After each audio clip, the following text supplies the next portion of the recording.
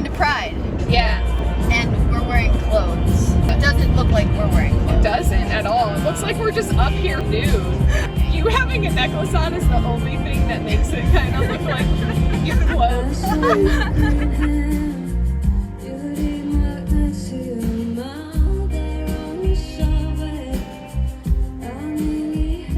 Friendships and romantic relationships, though they're different, they're really not that different. Like, you have to choose to put in the work, you have to choose to do the hard things. And I don't know if people always do that with their friends. They do that with their romantic partners, but then their friends are kind of like, you know, I'll see you when I see you at a cookout or something. And I used to be that way with my friends, and I can't tell you how much my life has changed making my friends a priority and spending time with them. I wanted to talk about, well, my relationship with Barrett, I guess, because it hasn't been that long, but we've been through a lot. And I think part of the reason that we've been through a lot is because we kind of had to navigate the relationship a bit differently than maybe like a typical friendship. She's got away. The reason for that, obviously, is because I'm straight and she's not. And when we first met, we met at the gym, and she didn't know if I was straight or gay. And, you know, I have muscles and I drive a Subaru, and I kind of fit some of the stereotypes. So when we first started talking, I think I went up to her first and like complimented her because she was kicking butt and there all the time. And then she asked me to coffee, and then obviously have been super good friends since. But there was a moment in our friendship where I think we both knew we had to kind of like be aware and kind of work on this, because otherwise it could have gone south. So there was this kind of like, she had a crush on me.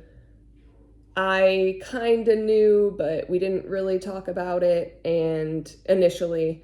And I think it caused a little bit of just stress on both ends, because I could tell she would get kind of uncomfortable sometimes. And then I think she thought I was getting uncomfortable sometimes. But I also kind of knew that our friendship was going to be more than that.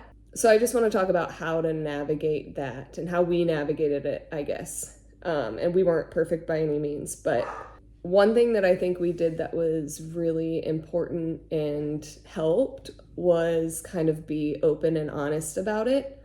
And I kind of give props to Barrett, because I think she probably started that. I remember when we went to the Billy concert, we were like out having a drink, and she was like, you know, imagine if like your gym crush was like, if you were here with your gym crush and you knew that like nothing romantically was going to happen. And that like really changed my perspective of things, because I was like, oh yeah, like that would be really fucking hard to like kind of have those feelings, but know that they're not going to amount to anything. But then also like love the friendship so much that you don't want to lose it. And so it's like, okay, this is kind of painful for me, but also like, what's my alternative? Not being friends with them. I think the fact that we just got it out on the table and like, it wasn't an elephant in the room anymore was super, super important. So I guess my like tip would be, if you're in this situation, which I feel like this situation is gonna show itself a lot more, because I don't know, but I feel like more people feel comfortable to come out, because it's a little bit more, you don't feel like you're going to be attacked, and it's the space to come out now is a little bit better than it was, though it's not perfect. I understand that. And props to Michelle, because I think her and Michelle would talk it through as well. So, you know, have a sounding board other than the person that you're friends with. I think that's important, to talk it out with someone else so that they can kind of see it from a different perspective. But Michelle was someone that Barrett would, I think, confide in. And Michelle was like, listen, you guys are in it for the long haul. Like, if you guys were dating and it didn't work out, like, you probably wouldn't be friends anymore. Though I do think Barrett and I are pretty, like, we want to keep our exes in our lives because we're caring and we, you know, obviously loved them for a reason. Michelle told Barrett, like, you have her in this relationship forever. And it's not just going to be like a year, like, oh, we dated and it didn't work out.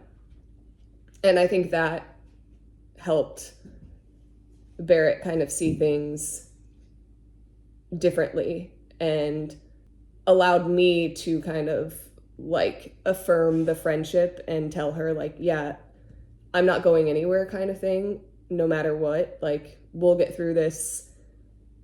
It might be weird sometimes and uncomfortable, but like, we'll talk it through and it'll work out.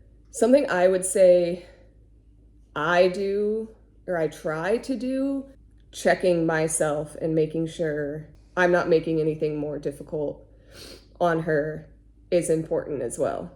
I think it's important to make things like this a little bit more talked about, normalized. I'm so happy we figured it out, because if we didn't, I might not have Barrett or Michelle in my life. And that would be tragic, because I like thank God for them every day.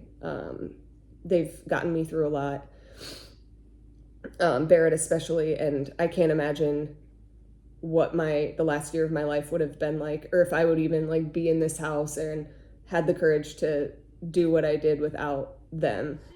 Don't automatically shun a friendship if you are a little uncomfortable or if there's feelings, because those feelings can change.